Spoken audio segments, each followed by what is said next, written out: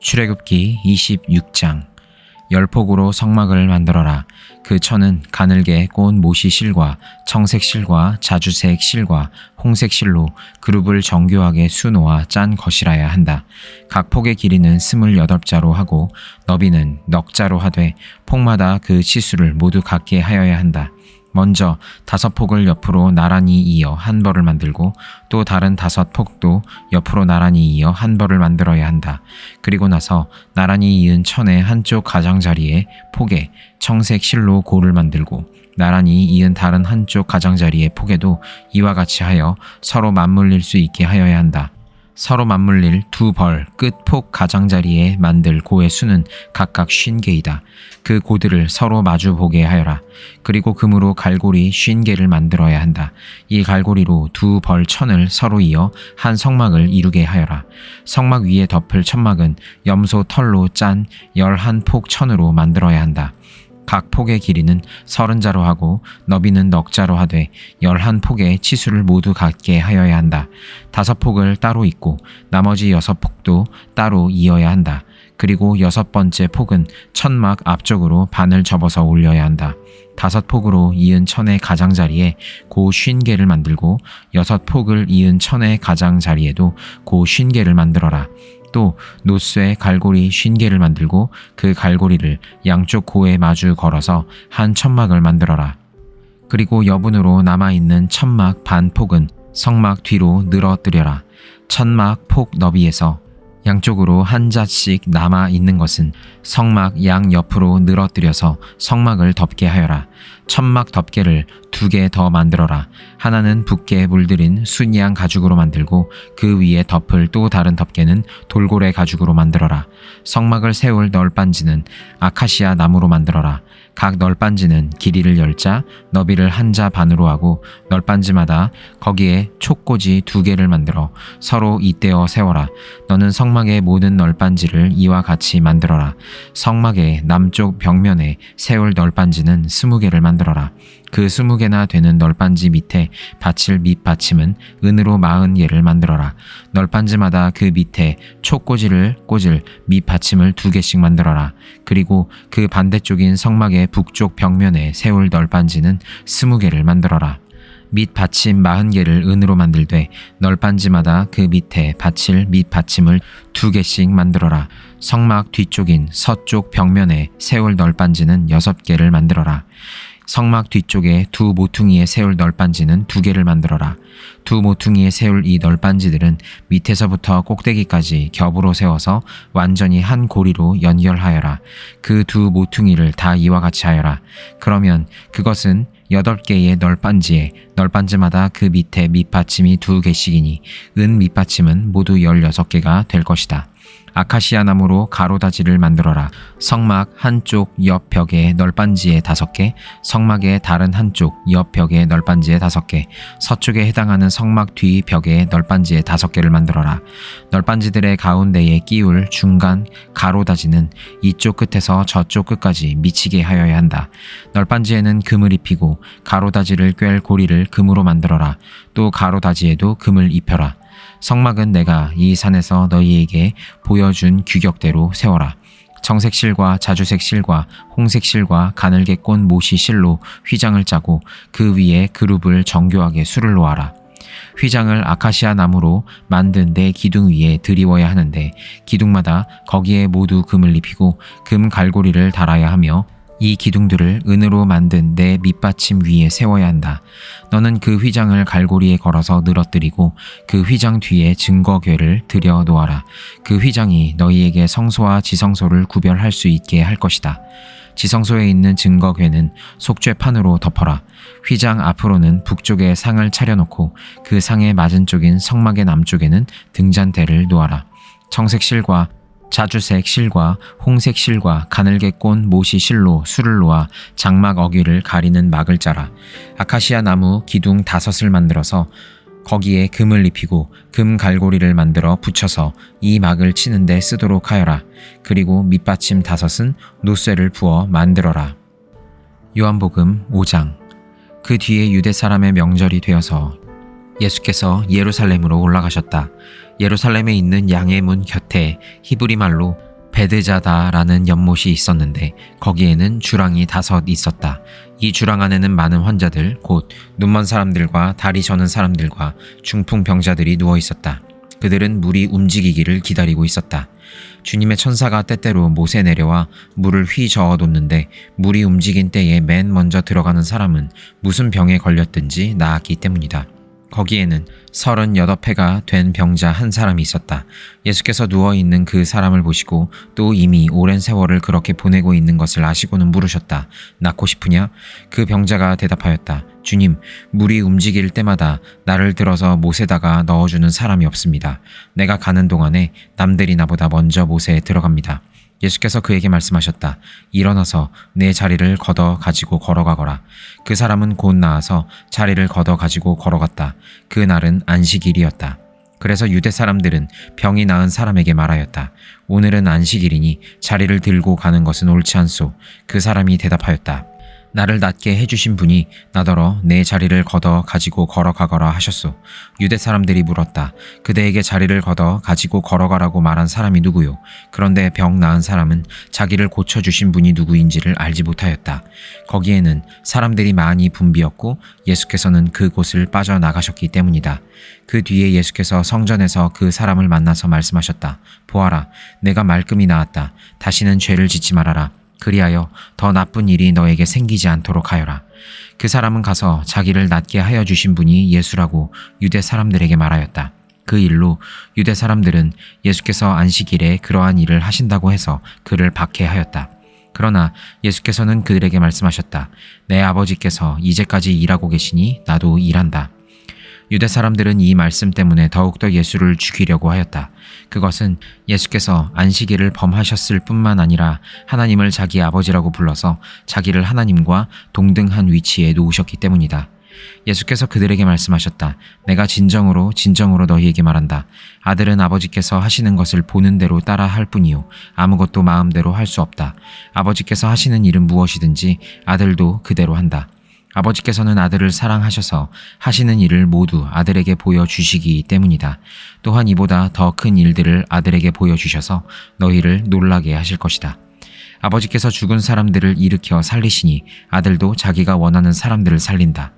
아버지께서는 아무도 심판하지 않으시고 심판하는 일을 모두 아들에게 맡기셨다. 그것은 모든 사람이 아버지를 공경하듯이 아들도 공경하게 하려는 것이다. 아들을 공경하지 않는 사람은 아들을 보내신 아버지도 공경하지 않는다. 내가 진정으로 너희에게 말한다. 내 말을 듣고 또 나를 보내신 분을 믿는 사람은 영원한 생명을 가지고 있고 심판을 받지 않는다. 그는 죽음에서 생명으로 옮겨갔다. 내가 진정으로 너희에게 말한다. 죽은 사람들이 하나님의 아들의 음성을 들을 때가 오는데 지금이 바로 그때이다.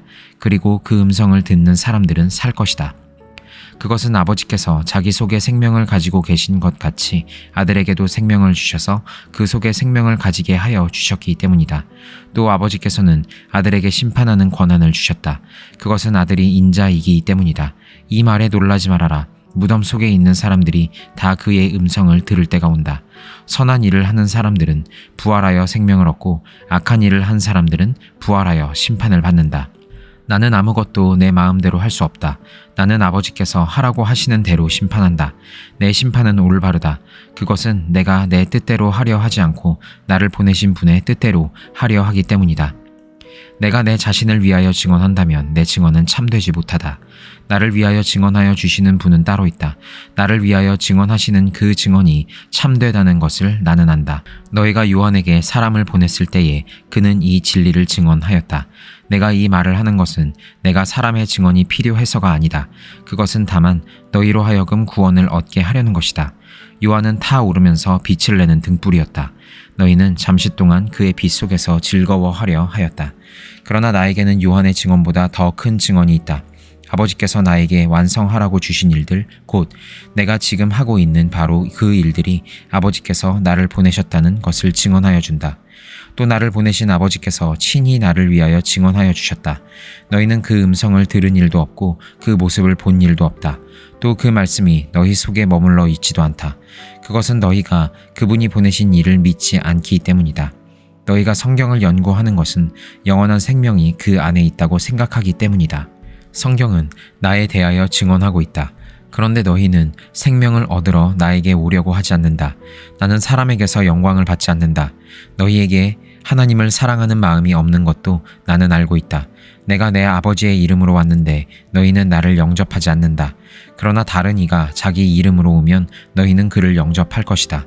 너희는 서로 영광을 주고받으면서 오직 한 분이신 하나님께서 주시는 영광은 구하지 않으니 어떻게 믿을 수 있겠느냐.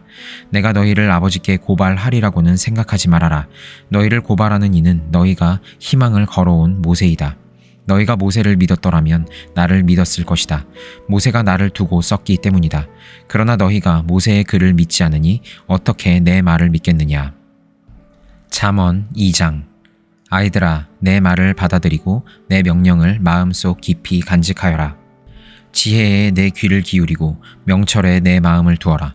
슬기를 외쳐 부르고 명철을 얻으려고 소리를 높여라. 은을 구하듯 그것을 구하고 보화를 찾듯 그것을 찾아라. 그렇게 하면 너는 주님을 경외하는 길을 깨달을 것이며 하나님을 아는 지식을 터득할 것이다. 주님께서 지혜를 주시고 주님께서 친히 지식과 명철을 주시기 때문이다.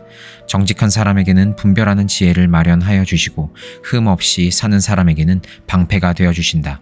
공평하게 사는 사람의 길을 보살펴 주시고 주님께 충성하는 사람의 길을 지켜주신다. 그때에야 너는 정의와 공평과 정직, 이 모든 복된 길을 깨달을 것이다. 지혜가 내 마음속에 들어가고 지식이 내 영혼을 즐겁게 할 것이다. 분별력이 너를 지켜주고 명철이 너를 보살펴 줄 것이다. 지혜가 악한 사람의 길에서 너를 구하고 겉과 속이 다르게 말하는 사람에게서 너를 건질 것이다. 그들은 바른 길을 버리고 어두운 길로 가는 사람들이다. 그들은 나쁜 일을 하기를 좋아하며 악하고 거스르는 일 하기를 즐거워한다. 그들의 길은 구부러져 있고 그들의 행실은 비뚤어져 있다. 지혜가 너를 음란한 여자에게서 건져주고 너를 꿰는 부정한 여자에게서 건져줄 것이다. 그 여자는 젊은 시절에 짝을 버리고 하나님과 맺은 언약을 잊은 여자이다. 그 여자의 집은 죽음에 이르는 길목이요 그 길은 죽음으로 내려가는 길이다. 그런 여자에게 가는 자는 아무도 되돌아오지 못하고 다시는 생명의 길에 이르지 못한다. 그러므로 너는 선한 사람이 가는 길을 가고 의로운 사람이 걷는 길로만 걸어라. 세상은 정직한 사람이 살 곳이요 흠 없는 사람이 살아남을 곳이기 때문이다. 그러나 악한 사람은 땅에서 끊어지고 진실하지 못한 사람은 땅에서 뿌리가 뽑힐 것이다. 갈라디아서 1장. 사람들이 시켜서 사도가 된 것도 아니요 사람이 맡겨서 사도가 된 것도 아니요 예수 그리스도께서 그리고 그분을 죽은 사람들 가운데서 살리신 하나님 아버지께서 임명하심으로써 사도가 된 나 바울이 나와 함께 있는 모든 믿음의 식구와 더불어 갈라디아에 있는 여러 교회에 이 편지를 씁니다. 우리 아버지 하나님과 주 예수 그리스도께서 내려주시는 은혜와 평화가 여러분에게 있기를 빕니다. 예수 그리스도께서는 하나님 우리 아버지의 뜻을 따라 우리를 이 악한 세대에서 건져 주시려고 우리의 죄를 대속하기 위하여 자기 몸을 바치셨습니다. 하나님께 영광이 영원 무궁하도록 있기를 빕니다. 아멘. 여러분을 그리스도의 은혜 안으로 불러주신 분에게서 여러분이 그렇게도 빨리 떠나 다른 복음으로 넘어가는 데는 나는 놀라지 않을 수 없습니다. 실제로 다른 복음이 있는 것은 아닙니다. 다만 몇몇 사람이 여러분을 교란시켜서 그리스도의 복음을 왜곡시키려고 하는 것뿐입니다. 그러나 우리들이나 또는 하늘에서 온 천사일지라도 우리가 여러분에게 전한 것과 다른 복음을 여러분에게 전한다면 마땅히 저주를 받아야 합니다. 우리가 전에도 말하였지만 이제 다시 말합니다. 여러분이 이미 받은 것과 다른 복음을 여러분에게 전하는 사람이 있다면 그가 누구이든지 저주를 받아야 마땅합니다. 내가 지금 사람들의 마음을 기쁘게 하려고 하고 있습니까? 아니면 하나님의 마음을 기쁘게 해드리려 하고 있습니까? 아니면 사람의 환심을 사려고 하고 있습니까? 내가 아직도 사람의 환심을 사려고 하고 있다면 나는 그리스도의 종이 아닙니다. 형제 자매 여러분, 내가 여러분에게 밝혀드립니다. 내가 전한 복음은 사람에게서 비롯된 것이 아닙니다. 그 복음은 내가 사람에게서 받은 것도 아니요 배운 것도 아니요 예수 그리스도의 나타나심으로 받은 것입니다. 내가 전에 유대교회에 있을 적에 한 행위가 어떠하였는가를 여러분은 이미 들은 줄 압니다. 나는 하나님의 교회를 몹시 박해하였고 또 아주 없애버리려고 하였습니다.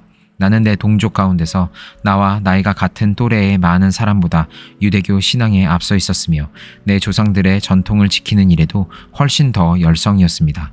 그러나 나를 모태로부터 따로 세우시고 은혜로 불러주신 하나님께서 그 아들을 이방 사람에게 전하게 하시려고 그를 나에게 기꺼이 나타내 보이셨습니다. 그때에 나는 사람들과 의논하지 않았고 또 나보다 먼저 사도가 된 사람들을 만나려고 예루살렘으로 올라가지도 않았습니다. 나는 곧바로 아라비아로 갔다가 다마스쿠스로 되돌아갔습니다. 3년 뒤에 나는 게바를 만나려고 예루살렘으로 올라갔습니다. 나는 그와 함께 보름 동안을 지냈습니다. 그러나 나는 주님의 동생 야고보 밖에는 사도들 가운데 아무도 만나지 않았습니다. 내가 여러분에게 쓰는 이 말은 하나님 앞에 맹세코 거짓말이 아닙니다. 그 뒤에 나는 시리아와 길리기아 지방으로 갔습니다. 그래서 나는 유대 지방에 있는 그리스도의 교회들에게는 얼굴이 알려져 있지 않았습니다. 그들은 다만 전에 우리를 박해하던 그 사람이 지금은 그가 전에 없애버리려고 하던 그 믿음을 전한다 하는 소문을 들을 따름이었습니다. 그래서 그들은 나를 두고 하나님께 줄곧 영광을 돌렸습니다.